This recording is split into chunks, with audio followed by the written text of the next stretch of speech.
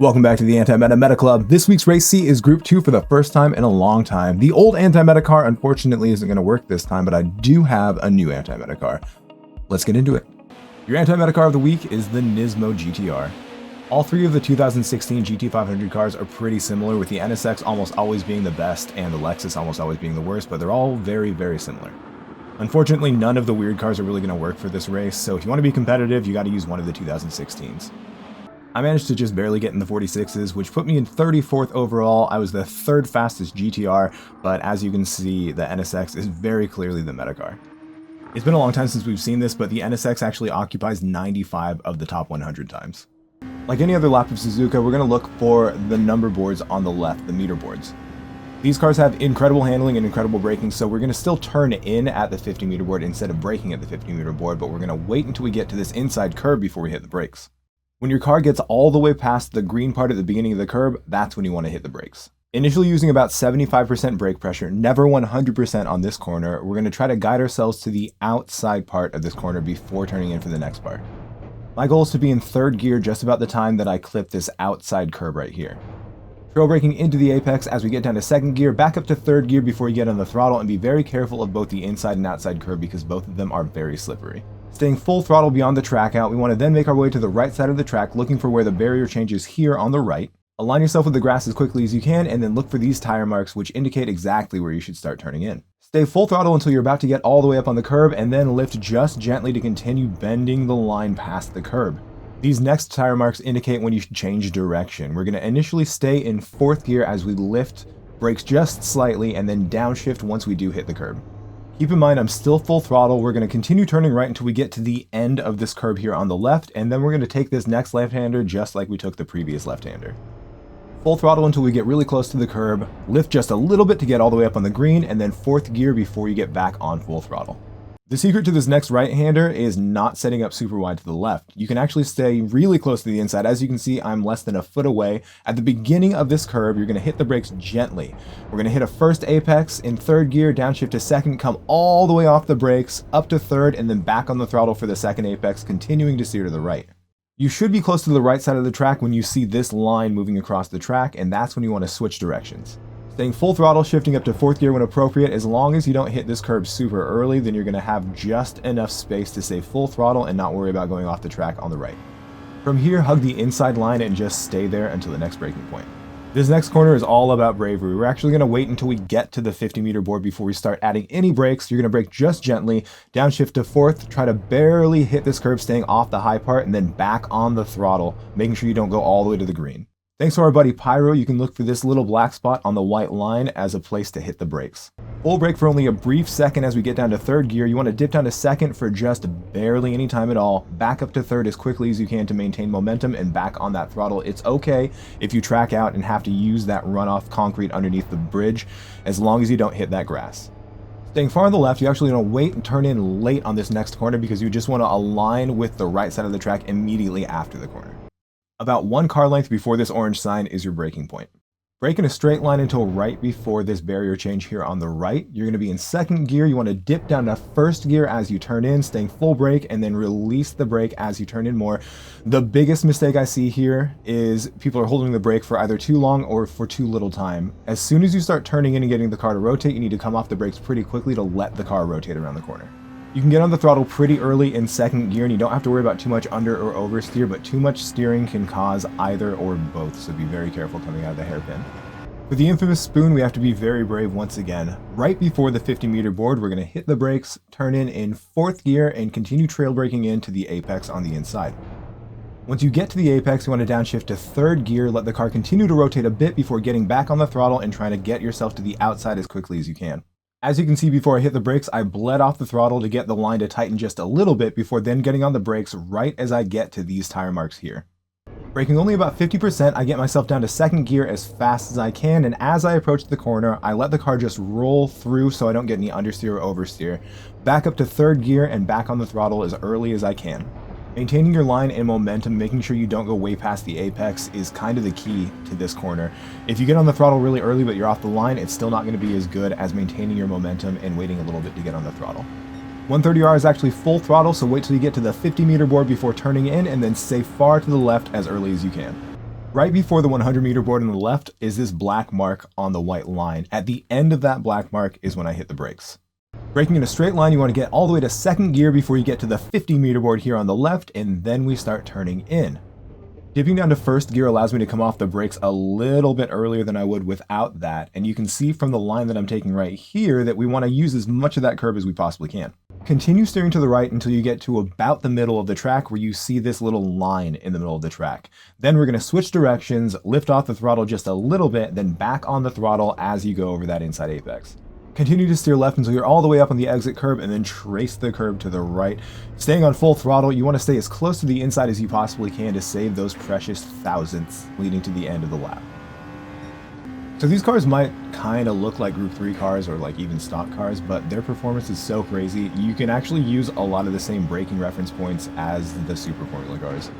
You can also get on the throttle and continue steering out of corners. Obviously, the cars aren't just invincible, you can't do impossible things with them, but you can be on the throttle for a lot longer and a lot earlier than you might suspect. For all the S's, one of the big keys is just late apexes and staying in the center of the track before switching directions, but that long right-hander, like I said in the breakdown, it's all about not sacrificing it and just maintaining your momentum around the inside of it. The upcoming super fast right-hander is called Degner 1. The big key here is just staying off the inside curb, stay off the high part of it. You might be able to get on the throttle earlier than you expect for this one, Degner 2, because the track levels out after a bit of a downward slope. This hairpin is really tough. I would suggest braking later rather than earlier and completely missing the inside. As you can see, I did there too, but obviously it didn't have too much of a detriment to my lap. If you hit the apex too early, it's going to really wreak havoc on your lap. So if anything, if you're going to make a mistake, make it too deep rather than too shallow. A lot of people end up driving completely off here on the second part of Spoon. I suggest getting off the throttle before hitting the brakes to make sure your car is facing the correct direction to enter the last corner. I don't know how much time it actually saves, but since it is a left-hand corner, staying to the left here and tracking at the very end should theoretically be a shorter line. This car can very easily take this corner full throttle, so make sure you don't actually turn in too early and go over the grass. I've done that in the race before. You've got to be really brave on the brakes for this part of the track, but I want you to pay attention to how long I'm on the brakes leading into the corner. A lot of people just come off the brakes too early and slide past, even if they don't brake too late. All right, good luck. So I initially thought this was going to be one of the races where you just have to take kind of a joker lap pit, where you just pit for the sake of pitting, and then the strategy would revolve around not having any dirty air, which would be a really important strategy because the dirty air is pretty bad with these cars, but I was happy to see that it is actually the kind of race where you need to take tires. That means the strategy goes from pitting whenever you wouldn't get any kind of dirty air to pitting when you wouldn't get dirty air, but you have a very small specific window for it. Pitting lap 5 would be the very best thing you could do pace-wise. I would put money on the fact that if you had someone driving by themselves, if they pit lap 5 versus lap 6, they would end up with a faster total time, assuming that they were super precise. The reason for this is one of the stints has to be longer, and the second stint will be slightly lighter weight-wise because of having less fuel. If you had a shorter final stint on less fuel, you'd potentially be able to go faster, but that would be at the detriment of your first longer stint. Before we get too much into the strategy, I do want to talk about the fact that you will have cold tires and the dirty air is probably heavier than anything you've experienced in the past couple weeks if you've been doing the daily races. So be very careful. Cars are not going to turn in or brake as effectively as they would in the time trial or if you had clean air, so just be very careful. The tires do warm up after about a lap, or probably actually less than a lap, but you do have to be careful about the cold tires at the very beginning of the race. Another way that the NSX is superior in this race is the fact that it does turn in so much better that the dirty air has less of an effect than the FR cars, than the GTR and the RCF, or of course, for that matter, any of the other cars available in the class. Now when it comes to the strategy, like I said, you do have a few options. You have a pit window. Lap 5 or 6 are very close in terms of your overall pace and the possibilities of what you can do. But you can stretch it out. You can stretch out one of the stints. You could go lap 4 or you could go lap 7, but I do have to warn you, the tire wear is going to be atrocious unless you're very good at tire saving. If you've been playing GT Sport or GT7 for a while, like since GT Sport days, then you may be familiar with the concept of not braking at 100% for really heavy braking zones in order to save your front tires. Over the last year or so from the last physics iteration, that wasn't really necessary. It didn't have much of an effect whatsoever, but with the new physics, it does appear that that concept is back. So on top of going slower and or steering less for long sweeping corners, you can also choose to brake at less than 100% brake pressure going into heavy braking zones. And if you go back and look at that last braking zone, when I was right here, right behind Robbie Tech, going into the Casio triangle, you can see that I did brake at about 90% maximum. That wasn't actually me trying to save tires, that was just me braking a little bit early and making sure that I'm modulating my brake to stay as close to Robbie as I could, but also not too close so I don't lose speed on the exit. Now, speaking of Robbie Tech, I actually felt kind of bad that I was so aggressive here, but I was pretty certain that his car was not going to be fast enough through the S's, so I had to make a move as soon as I saw one. We gave each other space. It was good. I always have good races with Robbie Tech, and we both made it through cleanly. In fact, he is still right behind me, so he didn't end up losing very much time at all.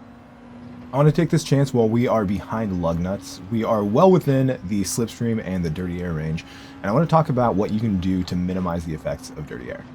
The biggest thing is that anything involving steering is essentially just going to be less effective. When you turn in, when you're in dirty air, it's going to take a little bit extra time for the car to react. And as you do turn in, the car's going to have a little bit less grip throughout the entirety of the corner. That includes mid-corner, so you're going to be carrying less speed through corners, and the exit, which means that you can actually understeer pretty badly in situations when you wouldn't normally do so. So you essentially just have to be patient and really pay attention to what you're doing. There's a phenomenon in sim racing where people who are very, very fast in time trial conditions when there are other cars that aren't around don't necessarily translate their skills to racing against other real people. There are a myriad of reasons why, but I suspect the main reason why, especially in Gran Turismo, is the effects of the dirty air and not being able to adjust for that. Tire wear, fuel load, and overspeed from slipstream are three of the other really big contributing factors, but also it's just a huge mental game. Now, one of the benefits that the Nismo has over the NSX is incredible stability, even under extremely hard braking. One way that you can use that to your advantage is going insanely deep in T1, which is usually a really sketchy corner, and I'll show you exactly how I like to do that right here with our friend Lugnuts. Even with an insanely narrow entrance and staying really tight on the inside, so if he did stay on the outside, he'd still have space and I wouldn't push him off, I was still able to maintain enough speed to keep up with Lewis going into these twisties. I also want to give a shout out to our boy Lewis, who at the time that we see him right now had only been on a wheel from having driven on the controller for a few hours. He adapted to the wheel very, very quickly. Jumping way forward, we've got some clean air, and it's just about time for some of the people to go into the pits. Now, if you see people battling a lot really hard here, you might get lucky and be able to slip by them, but more often than not, you're just going to get caught up with them. Now, I made the decision to not follow both of them in because I assumed if they were going to be holding each other up for that last lap, then they would also hold each other and me up on the out lap. So I wanted to make sure that I tried to do anything I could to get even more clean air. Jumping forward to after my outlap, you can see that my idea didn't actually work. The tires were so much better that even though Andre and Stag were racing with each other, they didn't slow each other down, but my super bad tires did slow me down. On top of that, Lewis ended up going in the pits before I did, and he had a lot of free air because he was a little bit behind at that time. So he was able to catch all the way up to Stag and Andre Sav while I was still trying to make the overcut work. Now, this wasn't all bad. You definitely don't want to be in the dirty air. It's not going to be good, but when other people are in the dirty air, right in the middle of a pack like this, it's really difficult to maintain pace. And of course, since it was Lewis, since he's our friend, I did trust him enough to go on the outside, and I benefited from it greatly. I've got to mention this like probably every other video, but it's really funny that when you start getting a reputation as a trustworthy driver, people are going to have the opportunity to make moves like that confidently, and because he's so trustworthy, and only because of that, I went for that move, and it's the only reason that I was able to pull it off. If he was a random person, I would not have gone for that move, most likely. But since he's our friend and we trust him, I went for the move, and not only did we get that position, we also got Stag's position because he spun out, and now we're just behind Andre. Once again, jumping way ahead, our friend Andre unfortunately went off the track on his own, so we got by him without any kind of battle, which is extra unfortunate because I really do enjoy battling Andre. Now, when I approached Lamar, I had almost forgotten that he was doing a really crazy strategy. I was going to try to go for an inside pass anyways, because it did seem like he had accelerated slow out of that corner. And then I remember that he went into the pits, I believe, on lap 1. Now, this kind of really ridiculous strategy can work. Obviously, he's pulling it off right here. And even though he did lose that position to me, he's now only in 4th place, and I believe he started behind me in this race. That clean air can really do wonders for your overall time. Even if your lap times aren't that great, they're going to be consistent. With no other traffic to contend with, no one's going to be able to hold you back or run into you or anything like that. So even if you have slower lap times, getting slower by the end, if they're completely free and consistent, then it can all add up to a shorter overall time, and you can actually end up beating a lot of people like that. I will say that I will not suggest that strategy unless you're very confident in your driving skills, because right about now, his car is probably very scary to drive.